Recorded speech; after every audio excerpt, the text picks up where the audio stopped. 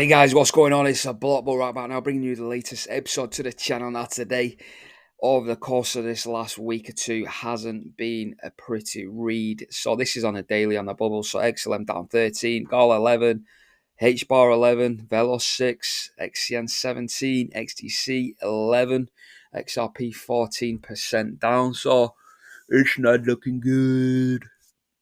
What can you do? What can you do?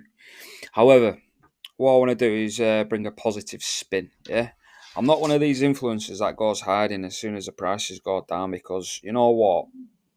I've been through a lot worse in my life. Trust me. Do you know what I mean? So this right here, this is a paper cut to me.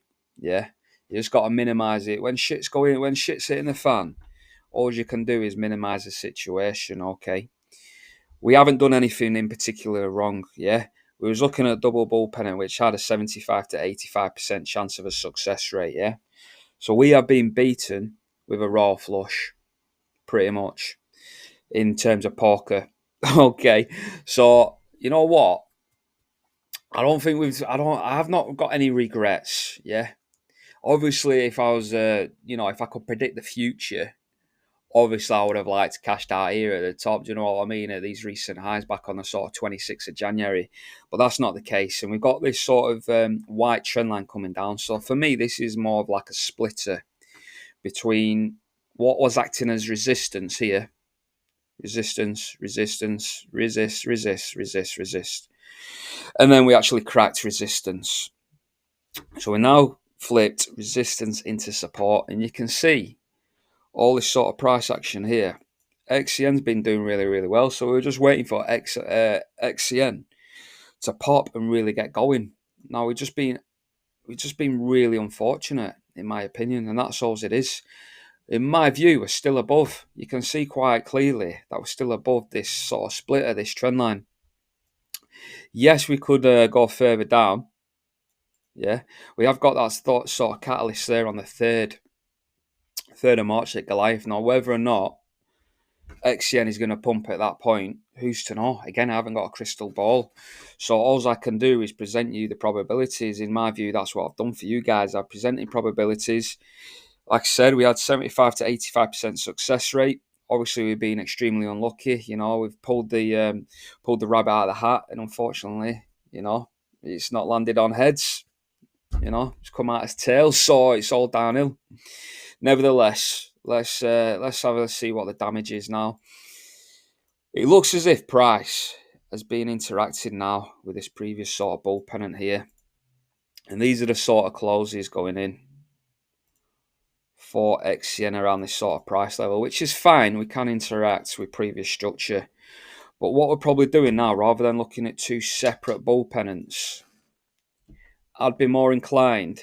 We're probably looking at a complete bull pennant now. So again, this can come down to the 3rd of March, I would say, because we've got to look at catalysts. Yeah, markets don't come down forever, just exactly like they don't go up forever. Yeah, peaks and troughs, guys. We're down approximately 65, 70%. And this is exactly what XRP did. When XRP was in 17-18 cycle, the sort of first parabolic move it did, XRP ran up massively here. Yeah. And then what happened?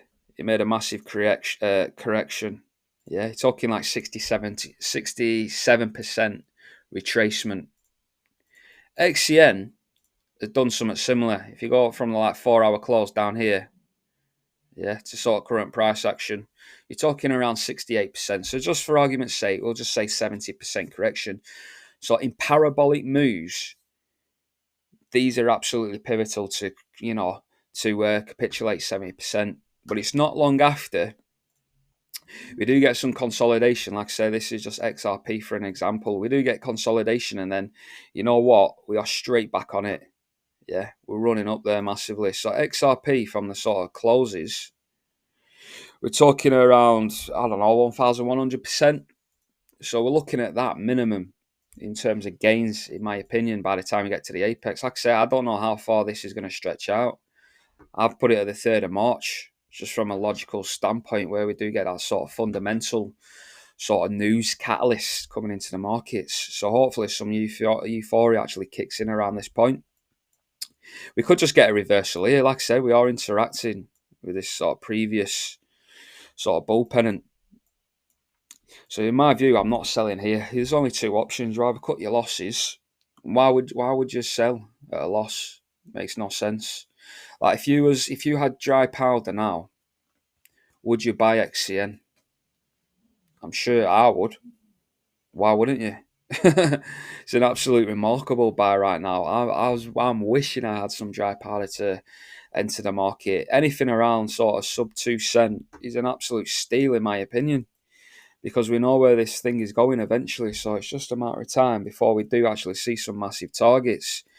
Now, when we put a positive spin on things, which we need to do, otherwise we will lose sight, we can actually plot the fibs all over again. And you know what? The further it falls, the higher these Fibonacci targets are going to be. So at the time of recording, I can just take that wick up there and I'll bring it down to sort of current sort of price action around here. The fibs are extending now. So you can see this 1618 fib coming in. I was coming in around 10.5 cent, which is massive. That'll get hit. No doubt. No questions about it. I think this is likely to be hit. The 2618 in the next move.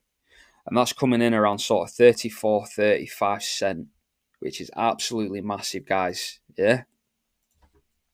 Longer the base, higher in space. And I've got marked out here on the 12th because we all know, even worst case scenario, say I delete that, worst case scenario, we do play out to the third. We know that historically, bull pennants take half the amount of time to actually rally up as it did do to create this sort of wedge. So again, we can actually measure out. Say, for example, we actually stretch out to the 3rd of March, where Goliath mainnet is released. Say that's the catalyst. Then half of that, stretch this out. I'm going to have to stretch the screen across. Half of that would bring you around the sort of 20th of March before we reach the high. And then, like I say, we've got the interest rates likely to be cut on the 19th. So around 19th, 20th of March, I would expect us to be at sort of all-time highs, certainly over 18 cent. Okay. So this is absolutely massive. And if we are creating this sort of macro sort of bull pennant, let's just delete some of this TA. Macro bull pennant. Let's take these lows down here. So this is a new bull pennant for me. It's going to be absolutely massive. Say it's only the 3rd we get going. So up here, we're going to be targeting a minimum of sort of 22, 23. Yeah. So 22, 23 is absolutely massive from sort of current price action. Yeah, we're going to run up there. So that's around 1400%, which is around 15x your capital. So for me, it's more risk. It's more riskier being out of the market or selling your bags at this point. Yes, you may be able to get a better deal. Yes, we may continue grinding down to this apex. But we don't know when this apex is going to come in. This is what I'm saying, guys. We don't know. And like I'm saying, it's probably you're taking on more risk selling down here and then missing out on all these gains, yeah? Because imagine if the pennant actually sets off here. Obviously, that would increase our targets. Going off the flagpole, this bull pennant to 27.28, which would sort of start coinciding with our sort of fib levels, yeah? Like I say, the most important trend line is this one here. We're still on the correct side here. I'm marking these 4-hour closes, yeah? Flip the resistance into support. All the way down here. Again, these sort of closes here we've got to accommodate for. So somewhere around this sort of region, I believe we could be bottoming out here. Potentially. Yeah.